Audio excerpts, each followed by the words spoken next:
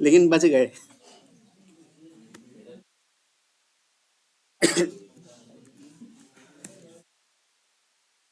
चलो आगे करते हैं काम।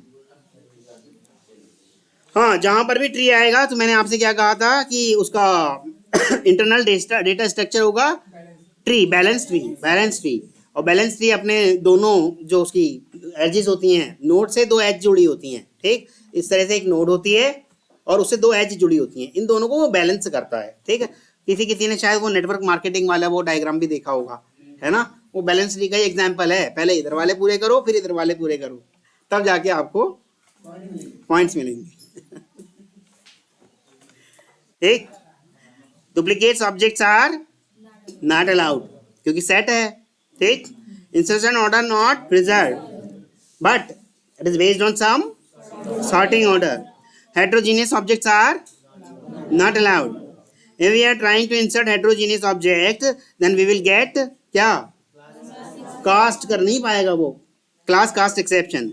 नल insertion is possible, null insertion is possible, but कितनी बार, one time, because duplicacy is not allowed, ठीक।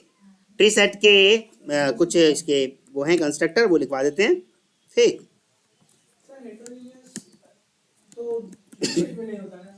हाँ हाँ, हम ट्री सेट की तो बात कर रहे हैं ना। सॉर्टेड सेट की इम्प्लीमेंटिंग क्लास कौन है, ट्री सेट। तो नेविगेबल सेट और इन सब के जो मेथड कंबाइन करके इम्प्लीमेंट करा किसने, ट्री सेट ने। उसी के तो कंस्ट्रक्टर की मैं बात कर रहा हूँ आपसे, ठीक। ट्री सेट इस तरह से ये इसका कंस्ट्रक्टर है ट्री सेट, और एक और है इसका कंस्ट्रक्टर, इसमें हम डालेंगे क्या, वही जिसको मैं आपको कह रहा हूँ कि सेपरेट कराऊंगा, कंपैरेटर, ठीक। और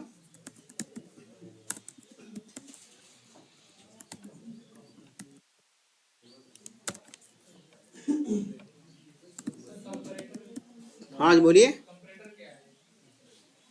क्लास में रहते हो।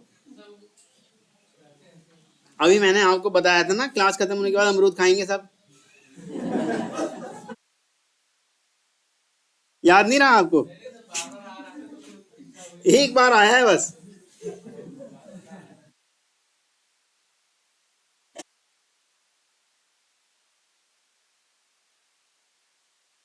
ये क्या है, इसके चार आपके कंस्ट्रक्टर्स हैं, ठीक। मैक्सिमम आप ये वाला यूज करोगे जब आपको करना होगा क्या, अपना कस्टमाइज सॉर्टिंग ऑर्डर, तब आप ये वाला यूज करोगे। ये वाले आप बहुत कम यूज करोगे, सॉर्टेड सेट और ये कलेक्शन वगैरह, क्योंकि ज़्यादातर हम यहीं पर ही अपना सॉर्ट कर लेते हैं, अगर हमें असेंडिंग करना हो या डिसेंडिंग करना हो अपने अकॉर्डिंग है, ठीक।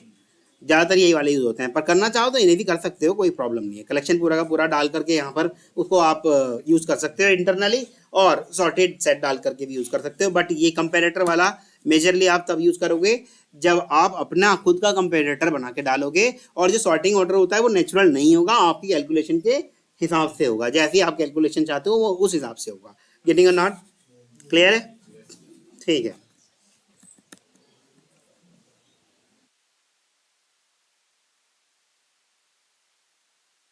हाँ, किसी ने हैश कोड का भी कुछ पूछा था, वो भी अभी याद क्या बता दूं। वो वैल्यू चेंज करता है और कुछ नहीं करता भाई, जैसे मैं बता रहा था। किसी भी ऑब्जेक्ट की, मान लो एक नॉर्मल सा ऑब्जेक्ट यही ले लेते हैं, चलो एक हेलो या हाई कुछ भी ले लेते हैं, ठीक।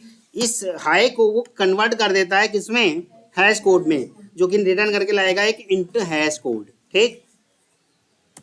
और ये कई बार ना हम कैलकुलेशन करते हैं या वैल्यू का वेरिफिकेशन करते हैं या कंडीशनल में यूज करते हैं, तो हम इंटीजर वैल्यू को यूज करते हैं, तो उस ऑब्जेक्ट का हैश कोड निकाल करके यूज करते हैं कि इसका हैश कोड उससे मैच कर रहा भी है या नहीं कर रहा, ठीक।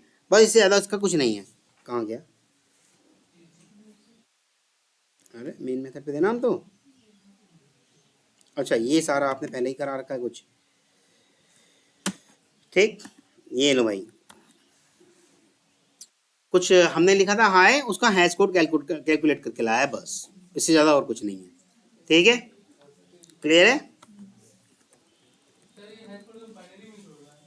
हैश कोड बाइनरी में नहीं, इंट में होता है भाई, देखो ना अभी ये क्या लिख के दिखा रहा है, ये क्या कह रहा है, Return a hash code for this string. The hash code for a string object is computed as, ये फॉर्मुलेशन है, using int arithmetic. लिखा है, बड़ा करके दिखाऊं या दिख रहा है? दिख रहा है? थोड़ा बड़ा करूं? नहीं नहीं नहीं, वो आप हैश, वो अलग चीज है, वो हैश कोड नहीं है।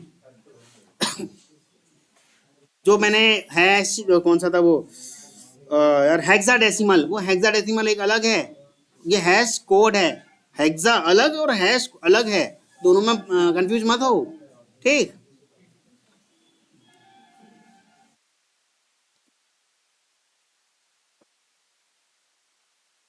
ऑब्वियसली जब हाई सेम है तो सेम ही आएगा, ठीक?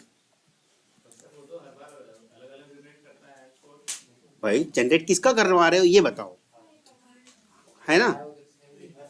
भाई मैंने थोड़ी सी भी, अगर आपने वो पढ़ी होगी साइंस में, फिजिक्स होती थी ना, मैंने एक लैक्टोज लिया यानी कि दूध लिया 1 चम्मच, 1 चम्मच सिट्रिक एसिड लिया यानी कि 1 बूंद सिट्रिक एसिड लिया, दोनों को मिलाया, हमेशा एक जैसे रिजल्ट आने वाला है। लेकिन कंपोनेंट अलग कर दिए, लैक्टोज की जगह कुछ और डाल दिया आप, तब तो अलग आएगा ना, ठीक?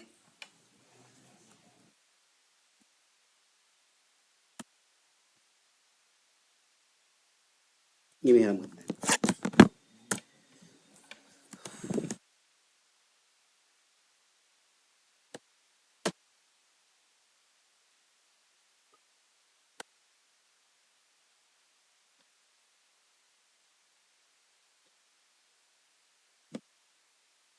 कहाँ से मिला ये ऐड?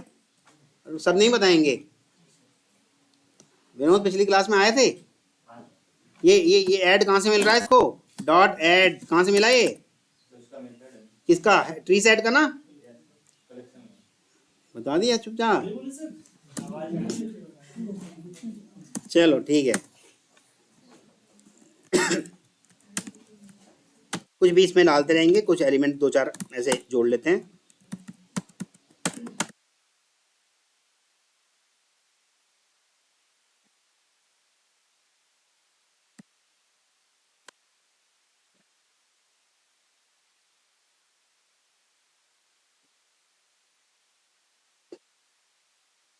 एक डुप्लीकेट भी डाल के देख लेते हैं, ठीक? डुप्लीकेसी अलाउ भी है या नहीं है?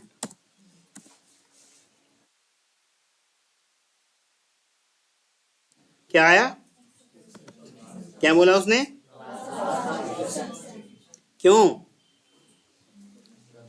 सब नहीं बताएंगे, जिसे पूछेंगे वही बताएगा, क्योंकि अभी अभी बताया था।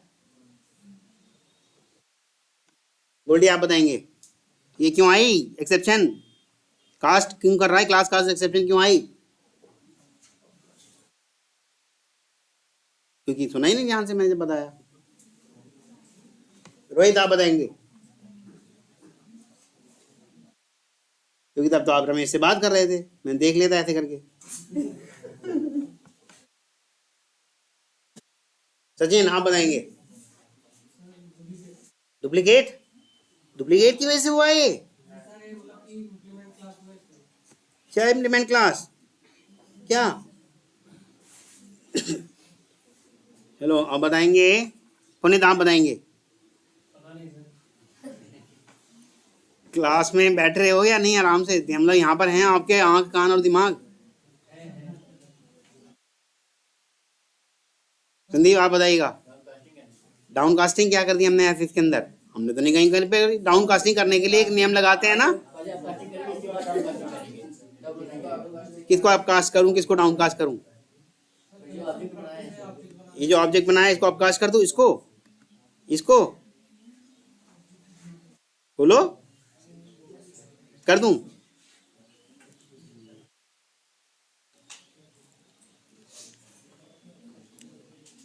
बोलो बोलो। या आप में से कोई कह रहा है डुप्लीकेट वाली बात है, ये लो डुप्लीकेट भी हटा दिया, ये लो, ठीक?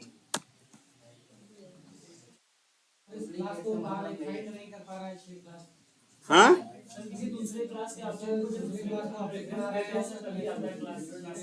हाँ, तो मैं तो यहाँ से जानना चाह रहा हूँ यहाँ क्यों आ रही है? अभी अभी बताया था, हेट्रोजीनियस वाली बात बताई थी आपको। अगर मैं हेट्रोजीनियस यूज कर लूंगा तो क्या आ जाएगा? Class cast exception.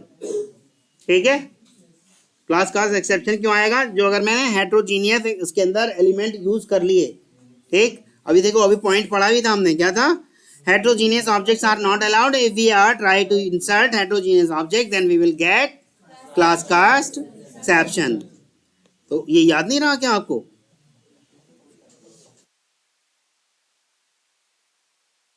याद नहीं रहा? अच्छा चलो, अभी इसको ऐसे कर देते हैं, ये इसको डाल दिया इस तरह से और इसको भी डाल दिया इस तरह से। अब आएगी? पक्का? सोच लो, लो डाल दे रहा हूं, आएगी?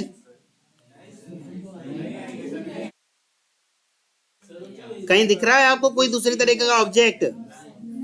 सारे के सारे स्ट्रिंग टाइप के ही तो हैं, है कोई अलग तरीके का? वहां तो हमने 1 2 3 यानी कि इंटीजर भी डाल दिया था, कैरेक्टर भी डाल दिया था, तभी तो ऑब्जेक्ट अलग अलग थे और हेट्रोजीनियस हो गया था। वो हेट्रोजीनियस वो अलाउ नहीं कर रहा। ठीक, ध्यान से नहीं बैठ रहे आप क्लास के अंदर, कर रहे हो लेकिन। अच्छा, डुप्लीकेट वाली बात देखो, कुछ हुआ डुप्लीकेट के साथ? मतलब एरर तो नहीं आई ना? फॉल्स रिटर्न कर दिया होगा बस उसने। सॉर्टेड सेट की प्रॉपर्टी यही तो कहती है कि भैया आप भले ही डाल दो पर मैं उसको ऐड नहीं करूंगा। क्या कोई ऑर्डर मेंटेन है? देखना जरा, कोई ऑर्डर मेंटेन है? जिसका मन कर रहा है जब जैसे सेट बना वो बन गया। ठीक है, क्लियर है? ठीक, नल इंसर्शन अलाउ है या नहीं है? मैं अगर यहाँ पर ये नल डाल दूंगा तो क्या होगा? क्या एरर आएगी? वो क्यों आएगी मैं वो जानना चाहता हूँ, वो क्यों आएगी मैं वो जानना चाहता हूँ। नल पॉइंट कोई बता सकता है? ये जो आई है नल पॉइंटर एक्सेप्शन, ये क्यों आई है? कौन सा वाला ऑब्जेक्ट इनिशियलाइज नहीं हुआ? कौन सा वाला?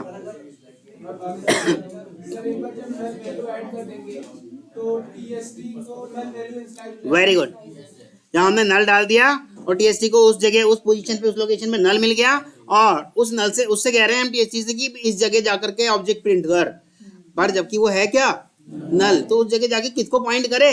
और पॉइंट करते वक्त उसे मिल गया नल पॉइंटर एक्सेप्शन।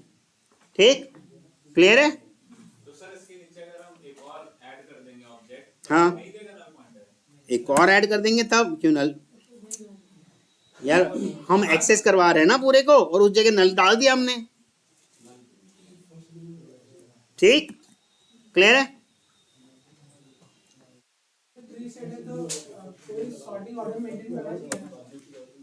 हाँ, based on some sorting order, natural sorting order होगा ना इसका कुछ।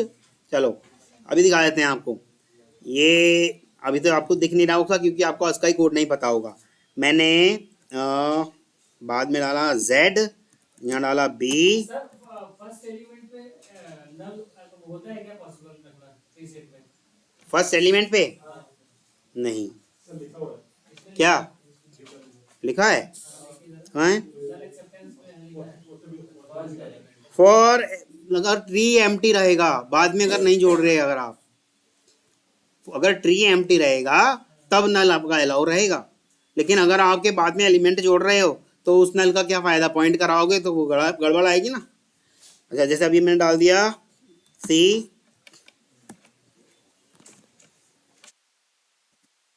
देखिए कुछ आया?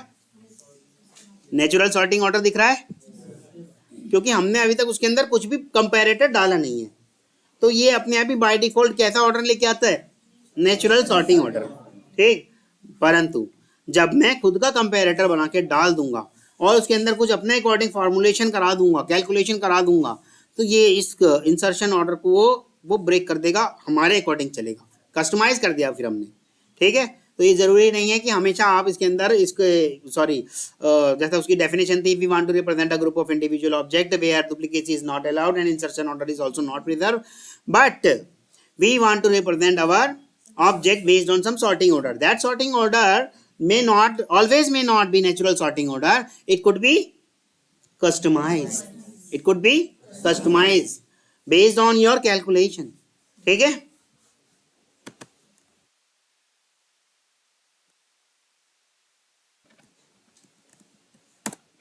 यस, नल एक्सेप्टेंस की बात करते हैं हम।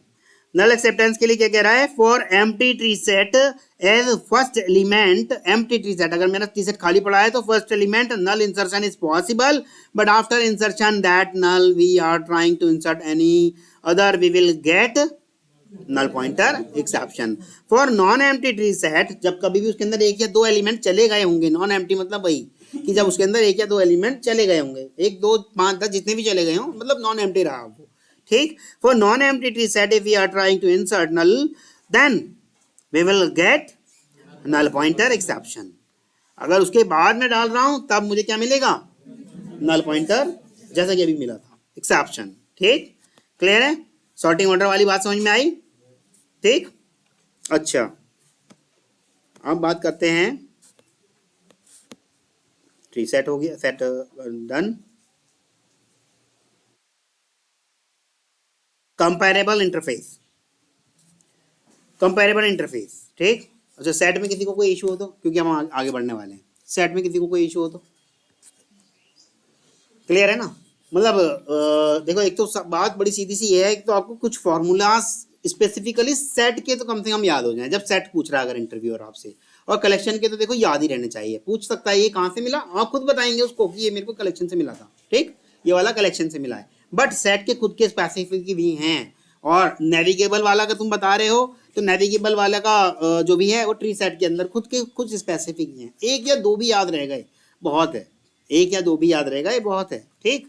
बट आपको डेफिनेशन अच्छे से याद होनी चाहिए, जैसा कि मैं अभी आपको बता रहा हूँ वही, ये जो 2 लाइनर डेफिनेशन है, if you want to represent, पूरा का पूरा आप कलेक्शन इंटरफेस अच्छे से समझा सकते हो इंटरव्यूअर को, बहुत अच्छे से कहीं तक आपको काट नहीं सकता, हल्की हल्की सी बारीकियां हैं बस, जहाँ डुप्लीकेसी अलाउड है वहाँ डुप्लीकेसी अलाउड बोल दो, जहाँ इंसर्शन ऑर्डर है वहाँ इंसर्शन ऑर्डर बोल दो, डेफिनेशन वही रट्टे रिपीट मारनी है, वही वाली बस, ठीक। लास्ट में बट जोड़ दो, वेयर जोड़ दो, बट जोड़ दो, वेयर जोड़ दो, और अपना बता दो कि भैया यहाँ डुप्लीकेसी अलाउ है, यहाँ डुप्लीकेसी अलाउ नहीं है, या इंसर्शन ऑर्डर है, या इंसर्शन ऑर्डर नहीं है, या यहाँ पर हम ऑब्जेक्ट को रिप्रेजेंट करना चाहते हैं based on some sorting order, then ये एल्गोरिथम उसके हिसाब से चलेगी। वो सॉर्टिंग एल्गोरिथम किस बिहाफ पे चलेगी आपको पता ही है, ट्री सेट के अंदर क्या इंटरनली कौन सा डेटा स्ट्रक्चर चल रहा है, बैलेंस्ड ट्री, बस इतना भी बोल दो कि डन है, उससे ज्यादा वो पूछेगा भी नहीं, क्योंकि वो जान रहा है एज अ टेस्टर आपने इतना बता दिया बहुत है, डेवलपर नहीं बता पाते,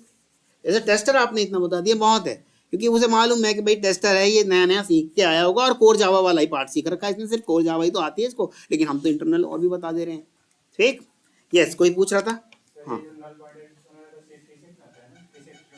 किसके, केवल सेट के केस में थोड़ी आएगा, जब जब हम नल वाली चीजों को पॉइंट कराने की कोशिश करेंगे तब आएगा, हमेशा जरूरी है कि सेट के केस में आएगा, वो किसी भी केस में हो सकता है, यहाँ पर वो केस बन गया, वो आप ऐसे भी करा लो, एक ग्लोबल वेरिएबल बना लो, मान लो उसी वही क्लास है, उसी क्लास का आपने एक उसी टाइप का एक वेरिएबल बना लिया ग्लोबली स्टैटिक, ठीक है, और आप प्रिंट कराना चाहते हैं उससे डॉट करके कुछ भी वैल्यू, तो क्या वो करेगा, बाय डिफॉल्ट उसको जो मिल गया नल मिल गया, यहाँ तो हमने फोर्सफुली खुद डाला, वहां बाय डिफॉल्ट उसको नल मिल गया, अब हम उससे कह रहे हैं पॉइंट करो इसका ये वाला मेंबर, बट वो है क्या, नल है, और निकाल के क्या लाएगा, नल पॉइंटर एक्सेप्शन। लिंक वगैरह में तो हम नल जोड़ते हैं तो ऐड हो जाता है उसमें, हाँ, लिंक वगैरह के अंदर हम नल जोड़ते हैं तो वो ऐड हो जाता है, कोई इशू नहीं है उसके अंदर। यहाँ पर हमारा वो बैलेंस ट्री के ऊपर काम कर रहा है ना, जब हम प्रिंट करा रहे हैं तो बैलेंस ट्री किसके ऊपर कैलकुलेशन करे, वो सॉर्टिंग ऑर्डर वाला एल्गोरिथम किसके ऊपर लगाए, तो वो प्रॉब्लम आ जा रही है, ठीक। वहां तो हमारी कोई सॉर्टिंग एल्गोरिथम लग नहीं रही, ठीक है। कंपैरेबल इंटरफेस,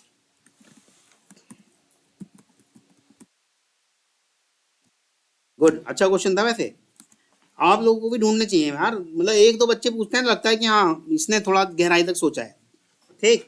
कंपैरेबल इंटरफेस, ठीक, कंपैरेबल इंटरफेस रिप्रेजेंट है हमारा लैंग में, जावा के लैंग में, जावा डॉट लैंग पैकेज में, ठीक, लैंग्वेज पैकेज के अंदर हमारा कंपैरेटर इंटरफेस है, ये कंटेन करता है सिर्फ एक ही मेथड, इसके पास केवल एक ही मेथड है।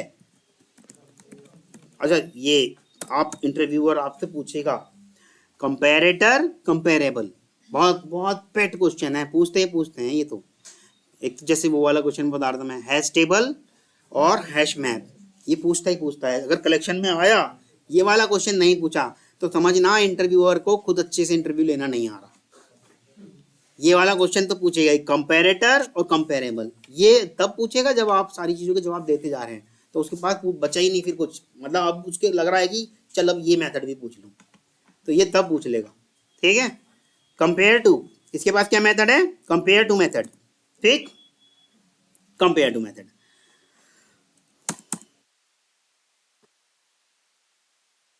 रिटर्न करेगा क्या, इंट।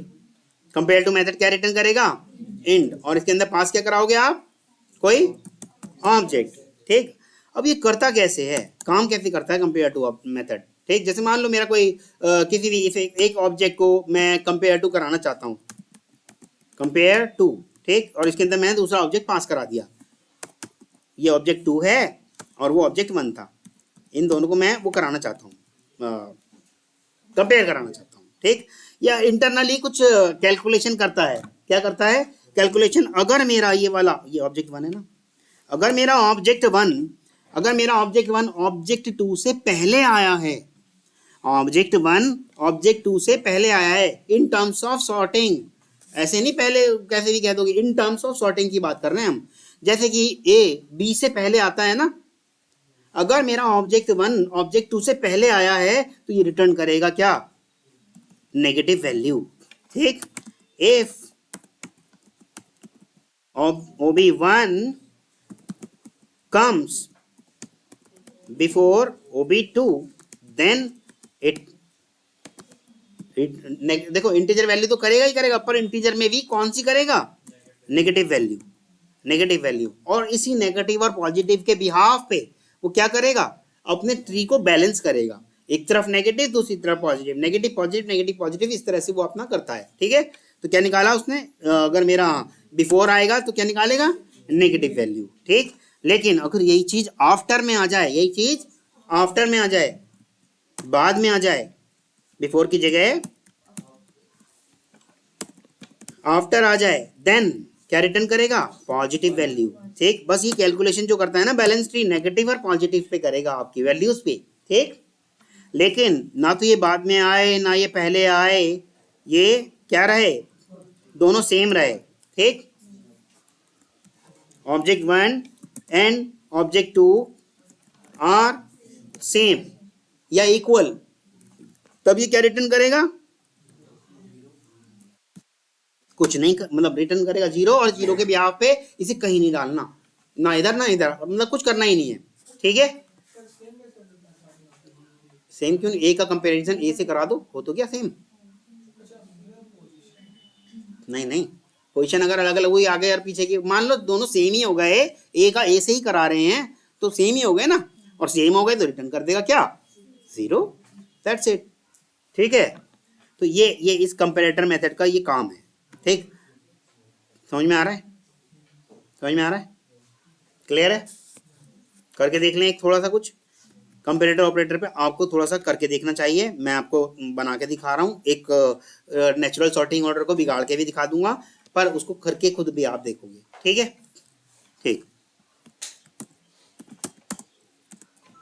जैसे कि मान लो मेरा ये ऑब्जेक्ट है ए डॉट कंपेयर टू, कर देते हैं हम इसको बी से। ठीक, और रन करा तो आप देखिएगा कुछ ना कुछ आपकी नेगेटिव वैल्यू आई है, ठीक, परंतु यहाँ मैं वो तो बाद में ही आएगा, तब भी नेगेटिव ही देगा ना। सी कर देते हैं, नहीं यहाँ कर देते हैं ए और यहाँ कर देते हैं बी। ठीक भाई, अब पोजीशन अलग हो गई ना, तो अब क्या आएगा आपका पॉजिटिव वैल्यू। परंतु यही मेरा दोनों एक जैसे होते तब क्या आता, इक्वल होगा, ना तो वो इधर डालेगा ना इधर डालेगा। ठीक, इक्वल होगा, ना तो ये इधर डालेगा ना इधर डालेगा। समझ में आ रहा है, क्लियर है। बस ये चीज समझ लो कि कब उसको नेगेटिव लाना है, कब उसे पॉजिटिव लाना है, और नेगेटिव और पॉजिटिव के हिसाब से ही वो बैलेंस ट्री का, जैसे आपकी राइट और लेफ्ट नोड होती है उसके हिसाब से इधर उधर करता रहता है, और फिर उसके अकॉर्डिंगली वो सॉर्टिंग ऑर्डर तय होता है कि कौन से वाले सॉर्टिंग ऑर्डर के हिसाब से आप अपने ऑब्जेक्ट को रिप्रेजेंट करना चाहते हो। क्लियर है? ठीक।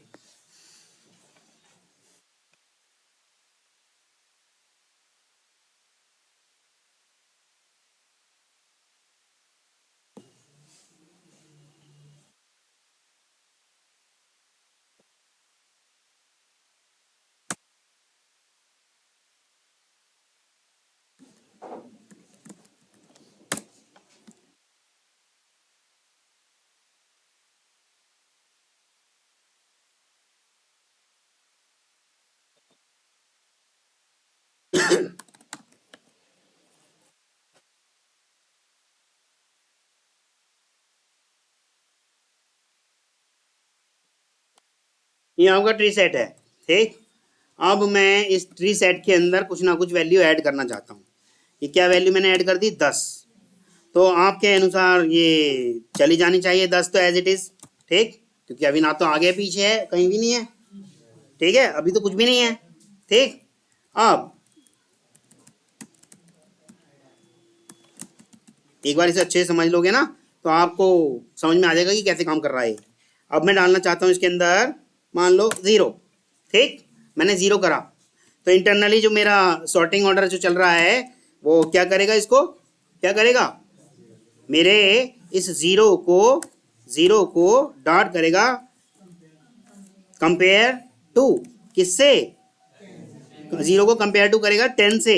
अब बताइए क्या 0 मेरा पहले आता है या बाद में आता है? पहले मेरा 0 आता है या बाद में आता है? बिफोर है या आफ्टर है? बिफोर है। बिफोर है तो क्या निकाल रहा है? Negative value. नेगेटिव वैल्यू निकाल रहा है तो क्या रखेगा? अपने 0 को 10 के लेफ्ट हैंड में डालेगा। 0 को 10 के, मैंने कहा था लेफ्ट या राइट, या लेफ्ट या राइट, इस तरह से चलता है वो। तो 0 को 10 के, मान लो ये इस तरह से बन के आया, और जो मैंने पहले डाला था 10, अब उसे डिसीजन लेना है कि 0 मुझे यहाँ डालना है या मुझे 0 यहाँ डालना है। तो नेगेटिव वैल्यू आई तो 0 के, तो सॉरी पहले जो वैल्यू थी उसके लेफ्ट में डाल देगा। ठीक है, एक मिनट, इशू तो नहीं है यहाँ तक? ये समझ में आया कैसे वो 0 हो गया और कैसे, मतलब 10 के बाद क्यों नहीं आई? नेगेटिव वैल्यू आया इसलिए लेफ्ट में निकाल लेगा वो। अभी आएगा पॉजिटिव वाला भी, देखो अभी डॉट। मैं इसके अंदर कुछ और वैल्यू डालना चाहता हूँ। 15 मैंने डाल दिया। ठीक, अब देखिएगा क्या? हाँ, ऐड कर रहे हैं हम इसको। ठीक, ओके, थैंक यू। ठीक, अब क्या करेगा? अब मेरा क्या करेगा? ये इस 15 को क्या करेगा? Dot compare to. इस 15 को कंपेयर करा किससे? इस 15 को कंपेयर करा मेरे 0 से। तो 15 0 से पहले आता है या बाद में आता है? बाद में आता है। ठीक, तो क्या करेगा? क्या करेगा? पॉजिटिव वैल्यू आई पॉजिटिव। पॉजिटिव आई तो क्या करा? मेरी इस 0 के इस साइड में 15 को डाल देगा, और जो पहले से पड़ा था उसे वैसे का वैसे ही रहने देगा। ठीक, लेकिन अगली इटरेशन भी चलेगी। अगली इटरेशन भी चलेगी। ठीक, अगली इटरेशन क्या चलेगी हमारी? अगली इटरेशन क्या चलेगी? 10 से। अभी तो सिर्फ 0 से ही चला, पहला उसको 0 ही तो मिला। अभी अगली इटरेशन उसको किसको करना है? 10 से। ठीक है, तो ये कर रहा है 15.0, तो 15 डॉट कंपेयर टू, और यहाँ गया आपका 10। अब ये 10 से पहले आता है या बाद में आता है? तो फिर पॉजिटिव आएगा नेगेटिव आएगा? पॉजिटिव आएगा। पॉजिटिव आएगा तो राइट साइड में, जैसे 0 के राइट में गया था ठीक वैसे ही 10 के साथ राइट में जाएगा। पॉजिटिव आते ही इसका बिहेव वैसे होने लगेगा। ठीक, तो गया क्या? 0, 10, 15। गेटिंग और नॉट? अब आपका कुछ बचा है? कुछ बचा है? नहीं बचा। एक बार डुप्लीकेसी और करके देख लेते हैं।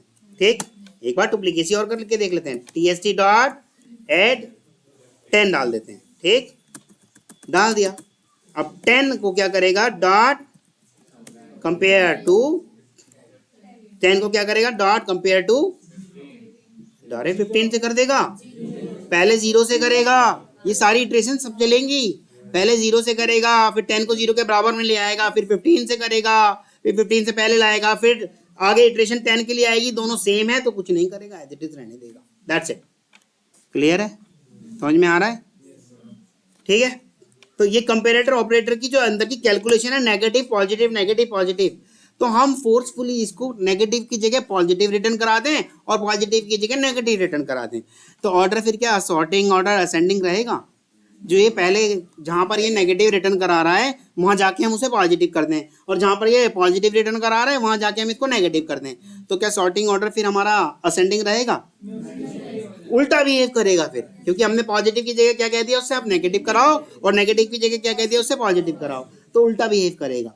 ठीक, क्लियर है। सर लास्ट वाली इटरेशन पूरी चला दीजिए, वो सुना तो दी, नहीं सर, वो आपने जो कहा था वही अगर सेम रहेगा, 0 रिटर्न करेगा, और 0 रिटर्न करेगा ना तो ना लेफ्ट में लेके जाएगा ना राइट में लेके जाएगा, दैट्स इट। सर वो 10 में आएगा ना सर, वो तीनों से करेगा ना, पर हाँ तीनों से कर रहा है, ठीक है, तीनों से कर रहा है, पर 10 पे आया तो कुछ भी नहीं करा ना, 10 को एज इट इज रहने दिया, मतलब अपने आप को पोजीशन दी ही नहीं उसने, एज इट इज रखा उसको, अपने प्लेस नहीं उसने ऑक्यूपाई करी, क्योंकि उसके जैसा दिखने वाला एलिमेंट पहले से ही है, यानी कि उसने जब कंपैरिजन करा तो 0 रिटर्न करा, और 0 पे उसने कहा है कि अब आप कुछ ना करो। ठीक, हाँ ठीक। If we are not satisfied with our natural sorting order, then we can customize our compare to method according to our calculation. ठीक, अगर हम वो नेचुरल सेटिंग ऑर्डर से सेटिस्फाई नहीं है, या हम कुछ कम अपना कस्टमाइज सॉर्टिंग ऑर्डर लगाना चाहते हैं, तो भैया नेगेटिव की जगह पॉजिटिव, पॉजिटिव की जगह नेगेटिव कर दो। ठीक, क्लियर है।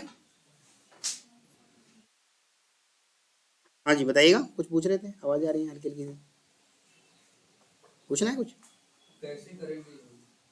वो मैं करके दिखाऊंगा, अभी बता रहा हूँ। कस्टमाइज सॉर्टिंग ऑर्डर, जो नेचुरल सॉर्टिंग ऑर्डर होता है उसके अंदर कुछ ना कुछ बाधा डाल देना, कस्टमाइजेशन कर देना, हमने अपने अकॉर्डिंग उसको कस्टमाइज किया। जैसे मान लो आपका सॉर्टिंग ऑर्डर आ रहा है हर बार ए के बाद बी, बी के बाद सी के बाद डी, ठीक, बार बार यही आ रहा है, पर आप चाहते हो नहीं जी मेरे को तो उल्टा चाहिए। कैसा चाहिए? मुझे तो उल्टा चाहिए। तो आप जहां पर वो रिटर्न करा रहा है माइनस, उसकी जगह प्लस रिटर्न करा दो, जहां पर वो रिटर्न करा रहा है प्लस, वहां माइनस रिटर्न करा दो, तो वो वैल्यू फिर उसके अकॉर्डिंग उल्टी चेक करने लगेगा। 0 के केस में तो 0 ही रहेगा, है ना, 0 के केस में, या फिर जहां पर 0 करा रहा है वहां भी आप कुछ ना कुछ कराओ, माइनस प्लस, तो आपका 0 वाला भी गड़बड़ हो जाएगा, यानी कि फिर आपका कोई भी सॉर्टिंग ऑर्डर नहीं रहेगा। मान लो आपने प्लस करा दिया तो हमेशा डुप्लीकेट वैल्यू को उसके बाद बराबर में लाके रख देगा, ठीक, तब आपका फिर वैसा वाला नहीं रहेगा सॉर्टिंग ऑर्डर, क्योंकि आपने 0 को डिस्टर्ब करके प्लस या नेगेटिव कुछ ना कुछ डाल दिया, या तो लेफ्ट में डाल देगा या राइट में डाल देगा, तो आपने उसको डिस्टर्ब किया है। ठीक, समझ में आ रहा है? ठीक है।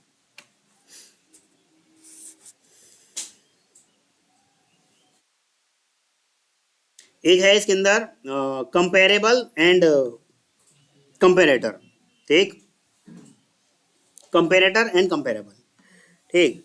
For predefined comparable class, default natural sorting order is already available. If we are not satisfied with default natural sorting order, then we can define our own customized sorting order by comparator. किससे? Comparator. किससे? Comparator से, ठीक। For predefined comparable class like string buffer and default natural sorting order is not available, we can define our own sorting order by using comparator object for all our own classes like customer, student, xyz, whatever would be there. We can define default natural sorting order by using comparable interface. The person who is using our class, if is not satisfied with this natural sorting order, then they can define their own comparator object, okay, their own comparator object, ठीक। तो कर देते हैं इसको अब हम, ठीक। ये लो, ये मेरी क्लास है, ठीक, इस क्लास के अंदर इम्प्लीमेंट्स कर रहा हूं किसको? कंपेरेबल क्लास को करेंगे ना, तभी तो कंपेरेटर आएगा, कंपेरेबल क्लास को करेंगे तभी तो मेरा कंपेरेटर ऑब्जेक्ट वो मेथड आएगा इसके पास। ठीक, क्या दे रहा है ये, कह रहा है कि ऐड अनइम्प्लीमेंटेड मेथड। भैया इसका अनइम्प्लीमेंटेड मेथड जो है उसे क्या कर दो, ऐड कर दो। ऐड तो हम कर रहे हैं पर अपने अकॉर्डिंग करेंगे हम, ऐड भले ही कर रहे हैं, करेंगे हम अपने अकॉर्डिंग। कंपेयर टू, ठीक है क्या, कंपेयर टू इसका खुद का बना हुआ, पर हम करेंगे क्या, अपने अकॉर्डिंग इसको। ठीक, कंपेयर टू,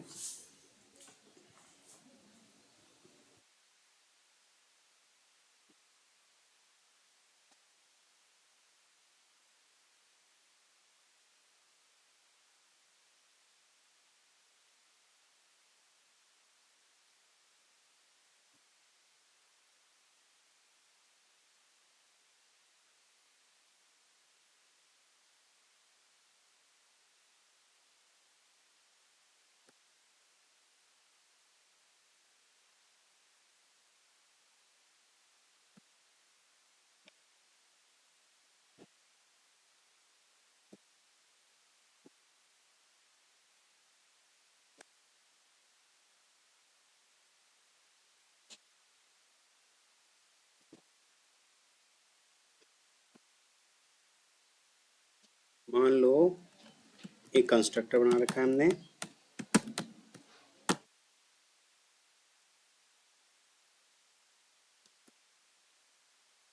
और इस कंस्ट्रक्टर के अंदर कुछ वेरिएबल्स डाल रखे हैं। मान लो जैसे मैंने यहाँ पे इंट नाम ले रखा है कि रखा है एक स्ट्रिंग नेम।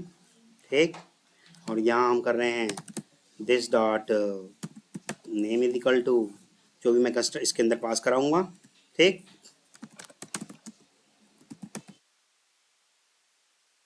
ठीक, this dot name is equal to name, और this dot x is equal to, this का मतलब तो पता ही है ना आपको, ये दिस मतलब कौन सा वाला लेके आ रहा है पता है आपको, ये वाला नहीं लेके आ रहा।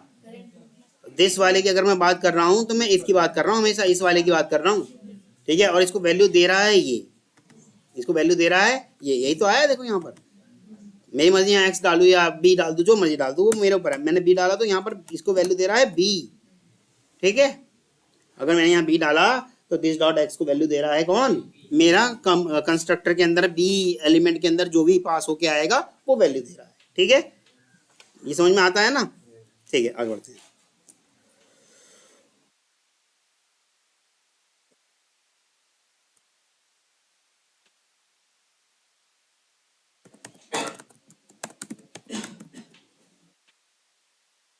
स्ट्रिंग का भी एक डॉट टू स्ट्रिंग होता है, याद है, क्लियर है ना।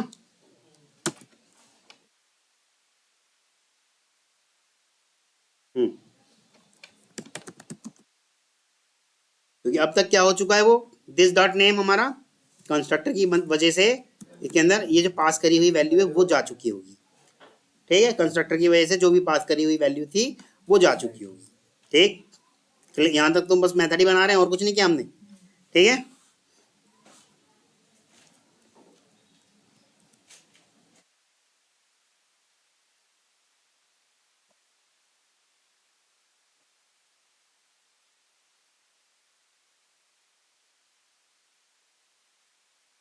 ये सारा आपको मालूम ही है, ये स्ट्रिंग है, कुछ खास थोड़ी है इसके अंदर, बस स्ट्रिंग है। ठीक, और ये इंटीजर वैल्यू अगर स्ट्रिंग के बाद आती है तो ट्रीट कैसे होती है वो, यानी कि ये आपका कंकैटिनेशन की जैसा काम करता है ना। तो यानी कि अभी भी सारा ये क्या कहलाएगा, स्ट्रिंग ही कहलाएगा। कंकैटिनेशन ऑपरेटर लगते ही क्या कहलाएगा, स्ट्रिंग ही कहलाएगा। अगर पहले होता तो एडिशनल होता, अरिथमेटिक एडिशन वाला काम करता। ठीक, कंपेयर टू में ऑब्जेक्ट डाला, और दिस डॉट एक्स इसको हमारा लोकल एक्स मैंने करा दिया है।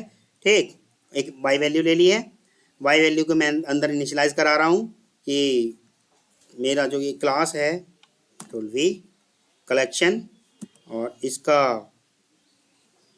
जो भी पास किया था हमने, ये यहाँ हमने कुछ पास किया होगा ओबीजे,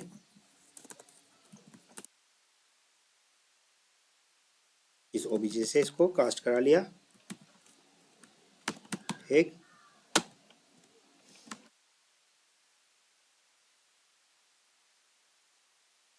इन वाई टाइप टू प्रैक्टिस करा तो है, तो कास्ट तो किया कर रहे हैं और क्या कर रहे हैं। अच्छा इसको उसकी एक वो ले लेते हैं, एक्स ले लेते हैं, ठीक।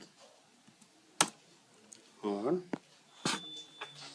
फिर हमने क्या कराया, इफ मेरा x इज लेस देन, मेरा जो x है वो लेस देन y से है, ठीक। तो मैं करा दे रहा हूँ रिटर्न -1, ठीक। एल्स अगर मेरा x y से बड़ा है तो मैं रिटर्न करा देता हूँ +1, ठीक। अदरवाइज हम रिटर्न करा दे रहे हैं 0, अदरवाइज हम रिटर्न करा दे रहे हैं 0, अदरवाइज हमने रिटर्न करा दिया 0, Ctrl+Shift+F, ठीक।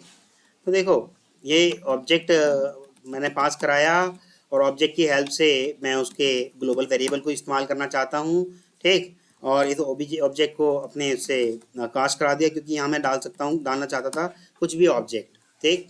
तो ऑब्जेक्ट को कास्ट करा दिया मैंने क्लास टाइप में, क्योंकि हम कराना चाहते हैं हेट्रोजीनियस थिंग्स, है ना, बेस्ड ऑन सॉर्टिंग ऑर्डर की थी, सॉरी उसमें कराएंगे हम होमोजीनियस में, हेट्रोजीनियस में तो हम कराएंगे ही नहीं, ठीक है। इसलिए हमने इसको कास्ट कराया और यहाँ हमने कुछ कंडीशन लगा दी, क्या मेरा x y से बड़ा है, अगर x मेरा y से छोटा है तो मैंने नेगेटिव रिटर्न कराया, अगर x y से बड़ा है तो मैंने पॉजिटिव रिटर्न कराया, और अगर भाई कुछ भी नहीं है तो एल्स में तो ना तो बड़ा है ना छोटा है, तो मतलब एक ही कंडीशन बची फिर तो। अब तो इक्वल वाली कंडीशन बची, इक्वल केस में जरूरी नहीं है कि भाई मैं चेक कराऊँ कि x = y, वो लिखवाऊँ भी या ना भी लिखवाऊँ तब भी वही जो बचा उसको एल्स में लिख दो या तो आप कंडीशन में लिख दो, आपकी मर्जी है, ठीक है। रिटर्न करा दिया क्या 0, ठीक। कौन सी वाली, ऑब्जेक्ट टाइप का है ना ये भाई, देखो ये ऑब्जेक्ट टाइप का है, ठीक। ये ऑब्जेक्ट टाइप का है, इसके अंदर जो मैं पास कराऊंगा ऑब्जेक्ट टाइप की ही चीज पास कराऊंगा। अगर ऐसा कर दिया तो अलाउ हो जाएगा क्या, हेट्रोजीनियस थिंग्स अलाउ हो जाएगी, इसलिए हमने उसको उसी टाइप के में उसको कास्ट करा दिया ताकि वो वाली चीज अलाउ वो चीज ना करे, क्योंकि अंदर हम जब कंपेयर कर रहे होंगे तो फिर दोबारा क्लास कास्ट वाली एक्सेप्शन आ जाएगी, है ना, जो हम अंदर कंपेयर कर रहे होंगे उससे पहले ही, इसलिए हमने उसको कास्ट करा लिया, ठीक। डॉट एक्स तो वैल्यू लेने के लिए भाई, इस वाई के अंदर उस वैल्यू को लेने के लिए जो भी हमारी ग्लोबल है यहाँ, जो भी हमारी यहाँ है, ठीक। और उसको हम पास करेंगे कहाँ से, यहाँ से। अच्छा इसे भी एक्स कर दूँ, मैंने बी कर दिया ना, ये लो, यहाँ से हम इसको पास करेंगे जब हम इसको यूज करेंगे, ठीक, कंस्ट्रक्टर को, ठीक है। चलो आगे बढ़ते हैं, ये मेरा मेन मेथड है, यहाँ यूज कर लेते हैं। मेरा ये क्लास का मैं बना देता हूँ कुछ ऑब्जेक्ट टाइप का,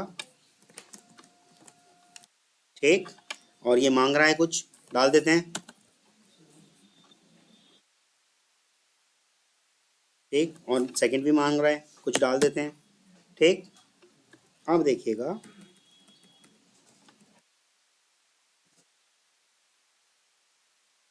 इन सबको किसी एक ट्री सेट के अंदर डालेंगे तो सबके अलग अलग वो बना लेते हैं। वैसे सारा डालने से अच्छा एक छोटा छोटा सा इसका रेफरेंस टाइप का वेरिएबल बना देंगे। वैसे डाल तो हम पूरा सकते हैं, पूरा का पूरा भी डाल सकते हैं, तो हौच पौच हो जाएगा, थोड़ा इजी लगे देखने में, इसलिए मैं इसको किसी रेफरेंस टाइप में डाल दे रहा हूँ, ठीक।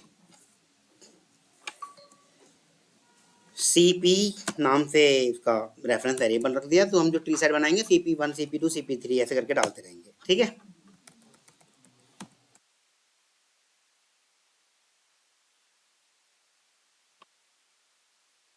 ठीक, और ये क्या आ गया, ये हो गया, ठीक।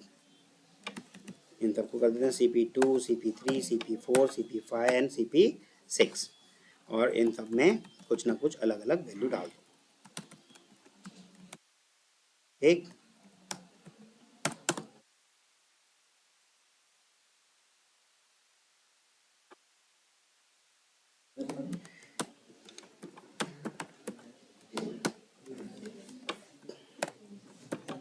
ठीक, अब इनमें कुछ वैल्यूज भी डाल देते हैं भाई, कभी 10 डाली थी तो कभी 20 डाल देते हैं, और कभी छोटी वैल्यू डाल के देखते हैं 3 डाल देते हैं, ठीक। कभी और बड़ी वैल्यू डाल देते हैं 15 डाल देते हैं, कभी एक छोटी वैल्यू और डाल दो 2 डाल दो, और कभी और बड़ी वैल्यू डाल दो, 25 डाल दो, ठीक। अब इसको हम करते हैं एक्चुअल काम, ठीक। रीसेट, रीसेट बना दिया, न्यू रीसेट, ठीक, इंपोर्ट कर लिया। अब मैं कर रहा हूँ टी डॉट ऐड, वही सब ऐड कर रहे हैं हम इन सारे के सारे ऑब्जेक्ट्स को, ठीक।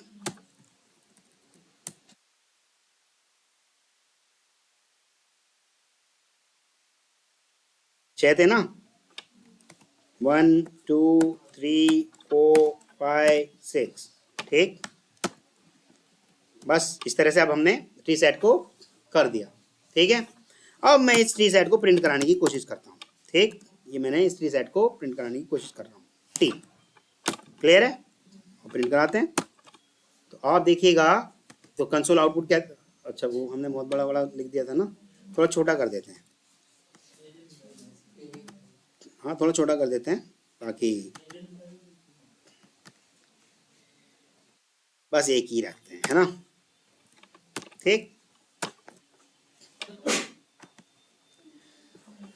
क्या गया, ऑर्डर दिख रहा है आपको, कुछ नेचुरल सॉर्टिंग ऑर्डर दिख रहा है, 2 3 10 15 20 25। अब मैं जाकर के इसके वैल्यूज को छेड़ देता हूं, जहां वो नेगेटिव कर रहा था वहां पॉजिटिव कर देता हूं, जहां पॉजिटिव कर रहा था वहां नेगेटिव कर देता हूं। कहां गया हमारा वो मेथड, ये रहा, ये मैंने ऐसे कर दिया और ये ऐसे कर दिया। अब हम रन करके देखते हैं,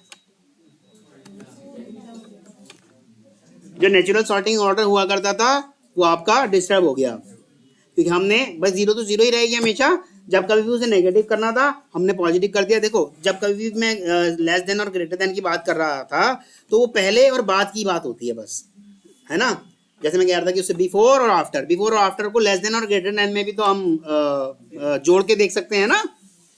तो बस वैल्यू को हल्का सा चेंज करते ही आपका वो जो नेचुरल सॉर्टिंग ऑर्डर था डिस्टर्ब हो गया, ठीक है। हमने किसके किसके मेथड को ओवरराइड किया है, ये किसके, कंपेरेबल क्लास के, देखो ना ये रहा, अब ये भी तो आपके सामने लिखा है कंपेरेबल क्लास के, ये रही कंपेरेबल क्लास आपकी, ये गए कंपेरेबल क्लास, और इसके किस मेथड को हमने करा है,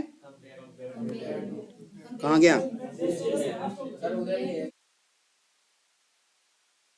ये रहा, इसको हमने क्या किया, अनइम्प्लीमेंटेड मेथड को ओवरराइड किया है, इसके अनइम्प्लीमेंटेड मेथड को ओवरराइड किया, दैट्स इट, ठीक है। क्या बोल रमेश, हाँ लिखा तो है हमने इम्प्लीमेंट, ये लिखा तो है भाई, ये देखो इम्प्लीमेंट्स, कंपेरेबल क्लास, सॉरी हाँ कंपेरेबल आपका इंटरफेस है, इसके अंदर अनइम्प्लीमेंटेड मेथड है वो, ठीक। कंपेरेबल इंटरफेस के मेथड को हमने क्या किया है, ओवरराइड, और उस मेथड के अंदर हमने जो नेचुरल सॉर्टिंग ऑर्डर था उसको डिस्टर्ब किया है, प्लस की जगह माइनस, माइनस की जगह प्लस किया है। बस आपको करना क्या है, बस देखो बड़ी मोटी मोटी सी बात है, आप ग्लोबली चाहे तो आप सिंगल वेरिएबल के साथ भी कर लेना, मैंने तो 2 के साथ किया है, आप सिंगल वेरिएबल के साथ कर लेना।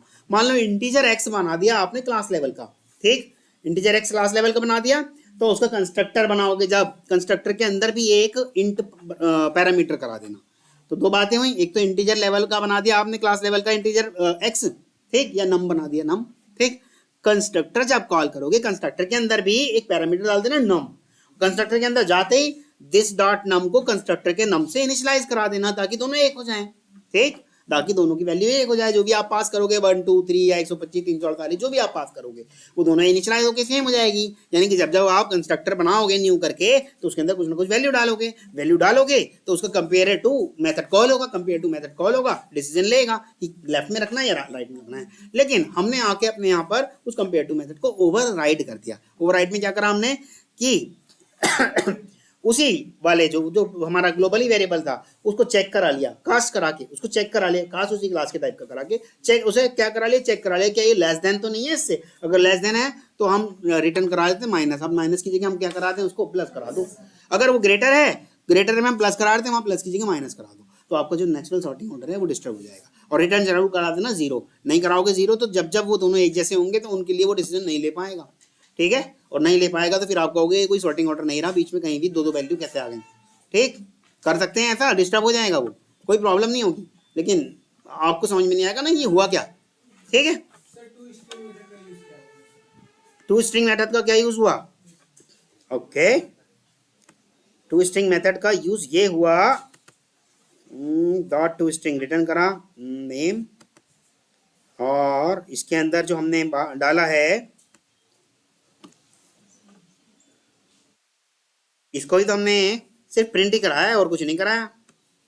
बस ये इसके अंदर कलेक्शन का जो मेरा ये रमन पास कराया है, इस रमन को जब जब कभी भी ये मेरा कंपेरेटर करेगा, इसको प्रिंट कराने के लिए मैंने डॉट टू स्ट्रिंग को यूज कराया है, और मैं अपने अकॉर्डिंग कराना चाहता था कि नेम और इक्वल इक्वल करके वो वैल्यू डालना चाहता था कि इस नेम की ये वाली वैल्यू, इसकी ये वाली वैल्यू। खाली मैं अगर नेम ना करता, अगर ये डाल देता तब भी ये चलता, नहीं बनाता मैं फिर टू स्ट्रिंग, कोई जरूरत ही नहीं थी। हाँ नहीं, ये इस टू स्ट्रिंग बनाते ही मत, तब तो आप सिर्फ इंटीजर के साथ काम कर रहे हो ना। ये टू स्ट्रिंग हटा दो तो नेम वाला मैंने दो दो पैरामीटर यूज कर रखे हैं, एक स्ट्रिंग टाइप का और एक इंट टाइप का। वो स्ट्रिंग टाइप के लिए मैंने इसको टू स्ट्रिंग को यूज किया है, क्योंकि मेरे इंटीजर वैल्यू पास होगी ना, एक्स तो कन्वर्ट करके लाएगा वो। इंटरनली तो हो रहा है ना भाई, मैंने यूज तो किया है ना स्ट्रिंग टाइप की चीज। ठीक, तभी तो ये आया, ये वरना कैसे आया? आप देखो ये अपने आप थोड़ी आ गया ये निशान। अभी मेरे कंसोल पे ये निशान दिख रहा है आपको, मैंने कहीं और थोड़ी प्रिंट कराया है। रिटर्न जो कराई है मैंने, यही तो वैल्यू कराई है ना। टू स्ट्रिंग निकाल के लाता है कंपैरेटर ऑपरेटर से, टू स्ट्रिंग कॉल होगा, कॉल होकर के ये आपका प्रिंट होगा। ठीक, चलो आगे बढ़े। मुझे नहीं लगता अब इसके अंदर कुछ बचा है, बस आगे कुछ ऐसा खास है नहीं। कंपेरेटर माई कंपेरेटर यूज कर दिया है, और मैंने उसी के अंदर जाकर के उसको चेंज कर दिया था, और कुछ नहीं हुआ खास। ठीक, अब पूछ लेगा इंटरव्यूअर कंपेरेबल और कंपेरेटिव, सॉरी कंपेरेबल और कंपेरेटर, कंपेरेबल और कंपेरेटर। ठीक, तीन चीजें पूछता है कि what is the difference between comparable, comparator and compare to. Comparable, comparator and compare to. ठीक, तो कंपेरेबल क्या है? इंटरफेस है, it is having natural sorting order. ठीक, और कंपेरेटर क्या है? कंपेरेटर क्या है? Customize method with the help of compare to method, with the help of overriding to give the overridden method of compare to। ठीक, second point present in java.lang, और जो वो दूसरा है हमारा कंपेरेटर, वो यूटिलिटी क्लास में, वो यूटिलिटी क्लास में। ठीक, contains only one method compare to, contains only one method compare to, और आपका comparator contains two method, compare और इक्वल्स, कंपेयर और इक्वल्स। इसके कंपेयर मेथड को भी हम वो करा सकते हैं क्या? ओवरराइड अपने अकॉर्डिंग। ठीक, इसके कंपेरेबल, अभी तो मैंने कंपेरेबल का करके दिखाया है, ये जो इम्प्लीमेंटेशन कराया है अभी कंपेरेटर का, कंपेरेबल का करके दिखाया है। अभी इसका भी करके दिखा सकते हैं हम कंपेरेटर का। इसके अंदर भी जो मेथड है, कौन सा एक मेथड है कंपेयर, अभी तो हमने कंपेयर टू के साथ करा, एक हम कंपेयर के साथ भी ये काम कर सकते हैं। एक मेथड है इसका कंपेयर, कंपेयर के अंदर ऑब्जेक्ट वन ऑब्जेक्ट टू डाल देना, और सीधी सी बात है उसके अंदर डॉट करके वो चेक कराएगा, कंपेयर एक दूसरे को पास करा दोगे। अगर हम करके दिखा दूं हाथ क्या दी, अच्छा इसका एक फ्लो बता दूं। ठीक है, देखो हमने क्या किया है, सिर्फ और सिर्फ ये किया है, एक मिनट। ठीक भाई, ये जो मेरा कंपेरेबल इंटरफेस था, इसकी इंप्लीमेंट करिए, उसको इंप्लीमेंट करेंगे तो इसके अंदर हमारे पास केवल और, अभी मैंने बताया था केवल और केवल एक ही मेथड है। ठीक, उस मेथड के ऊपर हमने काम किया, उस मेथड को नेचुरल सॉर्टिंग ऑर्डर देना था, तो वही भाई लेस देन में हमने माइनस वैल्यू रिटर्न कर देनी है, ग्रेटर देन में हमने पॉजिटिव वैल्यू रिटर्न कर देनी है। अगर हमें नेचुरल सॉर्टिंग ऑर्डर को डिस्टर्ब करना है तो इन वैल्यू को वो कर दो अपोजिट, बस इससे ज़्यादा कुछ नहीं है। ठीक, अब आप देखिएगा जब ये इंटरनल कैलकुलेट करता है चीज़ों को, तो टू स्ट्रिंग में उस ऑब्जेक्ट को रिटर्न करके लाता है। ठीक, अब हमने अपने ढंग से उसको प्रिंट कराने की कोशिश करी। हम सिर्फ नेम, जो कि मेरा ग्लोबल वाला नेम था ये, और इसका एक्स जो कि मेरा ग्लोबल वाला एक्स था, ये इनको मैं प्रिंट कराना चाहता था, और वो भी इनके बीच में कुछ ये ऐसा कुछ एक निशान लगा के प्रिंट कराना चाहता था। ठीक, ये सिर्फ इसलिए मैंने करा कि मैं इस ढंग से इसको प्रिंट कराना चाहता हूँ। ठीक, सर if else कंडीशन में अगर हम 0 हटा दें, हाँ और फिर ये चलाए लूप, मतलब प्रोग्राम, हाँ, डुप्लीकेट अलाउ कर देगा प्रीसेट में? डिस्टर्ब तो आप ही कर रहे हो ना, पर सर अलाउ तो कर देगा ना फिर डुप्लीकेट, तो आप ही तो डिस्टर्ब कर रहे हैं फिर, अलाउ हो जाएगी। तो आपने तो कस्टमाइज किया ना, वो थोड़ी कह रहा है कस्टमाइज करने को, कस्टमाइज तो आपने किया। ठीक भाई, वही तो मैंने अभी करके दिखाया आपको, पॉजिटिव की जगह नेगेटिव कर दिया, नेगेटिव की जगह पॉजिटिव कर दिया, या मैं तो दोनों में नेगेटिव नेगेटिव कर देता, तब तो उसे पता ही नहीं चलता कहाँ डालूं। हमेशा वो लेफ्ट लेफ्ट लेफ्ट में डालता, चाहे बड़ा हो चाहे छोटा हो। दोनों में पॉजिटिव डाल देता तो हमेशा राइट राइट राइट में डालता, उसे कोई फर्क ही नहीं पड़ता कि भैया कि मुझे लेफ्ट में डालना है। वो मतलब बैलेंस ट्री के अकॉर्डिंग एल्गोरिथम वही करती, बैलेंस ट्री के अकॉर्डिंग हमेशा उसको क्या मिलता, प्लस मिलता, और वो राइट में डालता जाता, कोई ऑर्डर थोड़ी ले जाता फिर। ठीक, और फिर उसके बाद हमने क्या किया है भाई, अपना यही अपना ऑब्जेक्ट बनाया इसी का, और इसके अंदर वही दो, जैसे कि मैंने अपना कंस्ट्रक्टर बना ही रखा है दो एलिमेंट का, सॉरी दो पैरामीटर का, तो दोनों हमने आर्गुमेंट पास कराए, दोनों आर्गुमेंट पास करा के 4-5 मैंने उसके रेफरेंस वेरिएबल बना दिए, और एक ट्री सेट बना दिया। ट्री सेट की जिम्मेदारी है कि भैया बैलेंस ट्री पे काम करे, और बैलेंस ट्री पे काम करेगा इन एलिमेंट के ऊपर, इन एलिमेंट्स के ऊपर। ठीक, जैसे ये मेरा CP1 जाएगा, और CP1 को तो वैसे ही डाल देगा क्योंकि एम्प्टी ट्री सेट पड़ा था। जैसे ही मेरा CP2 जाएगा तो वही कंपेयर टू मेथड को कॉल कर लेगा। कंपेयर टू मेथड कौन सा वाला कॉल करता है, बताया था ना हमेशा कि जो सबसे ज्यादा करीब होता है, कौन सा वाला कॉल करता है, वो जो सबसे ज्यादा करीब होता है। अभी सबसे ज्यादा करीब इसके पास कौन सा है, जो हमने डिफाइन किया है, अभी हमने डिफाइन किया है। ठीक, जब कभी भी हम वेरिएबल की बात कर रहे थे तो कौन सा वाला, ग्लोबल की वेरिएबल भी मेरा मान लो x है, और लोकल वेरिएबल भी मेरा मान लो x है, और मैं प्रिंट कराना चाहता हूँ x। ठीक, प्रिंट कराना चाहता हूँ x, ग्लोबल वाला भी स्टैटिक है। ठीक है, तो कौन सा वाला पहले प्रिंट करेगा, वो प्रायोरिटी किसको देता था, जो सबसे ज्यादा करीब होता है। तो हमारे वाले मेथड को अब सबसे ज्यादा प्रायोरिटी देगा, वो हमारे वाले मेथड को प्रायोरिटी देगा। तो इन दोनों का आपस में क्या करेगा, वही कंपेयर टू करेगा, देखेगा नेगेटिव वैल्यू आ रही है या पॉजिटिव आ रही है, उसके अकॉर्डिंग डिसीजन लेगा, राइट या लेफ्ट में उस वैल्यू को डाल देगा। आ रहा है समझ में? और अगर नहीं भी आ रही, जीरो आ रहा है, तो वो कुछ नहीं करेगा उसके साथ। ठीक है, क्लियर है? ठीक है, हाँ ये तो अल्फाबेट वाला नंबर वाला दिए हैं, अगर बड़ा बड़ा नाम हो गया है जैसे स्ट्रिंग में, हाँ, उसका सॉर्टिंग कैसे करता है? तो वो डिक्शनरी के अकॉर्डिंग करेगा। जैसे डिक्शनरी में हमारा होता है ना कि भाई ए के बाद ए ही आने वाला है तो उनको पहले प्रायोरिटी देगा, ए के बाद अगर बी आ गया तो उनको सेकंड नंबर पे प्रायोरिटी देगा, तो उसके अकॉर्डिंग काम करेगा। ठीक है, सर मैं इसमें स्ट्रिंग टाइप का पास करना चाहूँ तो क्या कहते हैं, कहाँ पे चेंज करूँ मैं? अभी तो ऑब्जेक्ट टाइप का कर रहा हूँ, मैं स्ट्रिंग टाइप का करना चाहूँगा तो कहाँ पर? सर यही पे जो आपने न्यू इतने सारे ऑब्जेक्ट्स बना रखे हैं, अब मुझे स्ट्रिंग में सेव करना है ट्री में, केवल स्ट्रिंग करना है हाँ केवल तो ये हटा देते, ये नंबर हटा देते, और जब आपने कंस्ट्रक्टर जो कंस्ट्रक्टर बना रखा था वहां से भी नंबर हटा दो। तो सर ऑब्जेक्ट बनाना कंपलसरी है जितनी बार हम उसमें एंट्री करें? ऑब्जेक्ट के ऊपर ही तो करेगा, क्योंकि उसे चाहिए हेट्रोजीनियस थिंग्स, उसे चाहिए हेट्रोजीनियस थिंग्स। अगर मान लो मैंने एक ऐसे डाल दिया और एक ऐसे डाल दिया, तो ये सॉरी होमोजीनियस थिंग चाहिए उसको, है ना। लेकिन ये अब होमोजीनियस नहीं रहा ना, एक कंस्ट्रक्टर हो गया 2 पैरामीटर वाला, एक कंस्ट्रक्टर हो गया सिंगल पैरामीटर वाला, तो अब नहीं रहा। लेकिन जब मैं सारे के साथ ऐसे वाली चीज ले रहा था तो उसे पता था सबकी क्लास कौन है, स्ट्रिंग, सबकी क्लास कौन है, स्ट्रिंग। तो तब वो इंटरनली कैलकुलेट करके देख ले रहा था कि इसकी क्लास स्ट्रिंग है, तो तब वो वैसे चल गया था। और नेचुरल सॉर्टिंग ऑर्डर उसके अकॉर्डिंग चला था, जो हमारा कंपेयर टू नेचुरली करता है। ठीक, ये सारा हमने सिर्फ इसको एक जैसा बनाने के लिए करा था, सबकी टाइप जो है सिर्फ ये करने के लिए, ये ऐसा हो जाए बस, क्योंकि ये होमोजीनियस होने चाहिए थे ना सारे के सारे। ये मान लो इनमें से कोई सा भी एक सिंगल आर्ग्यूमेंट वाला होता है, या कोई सा भी एक स्टूडेंट क्लास का होता है या टीचर क्लास का होता, तो वो अलाउ नहीं करता, वही कास्ट वाली एक्सेप्शन आ जाती, क्योंकि हमने यहाँ पर आकर के इसको कहीं कास्ट किया है ना। ठीक है, यहाँ तक किसी को कोई इशू? क्लियर है? लंच का टाइम भी आपका ओवर हो गया है, मुझे लगता है यहीं तक रखते हैं।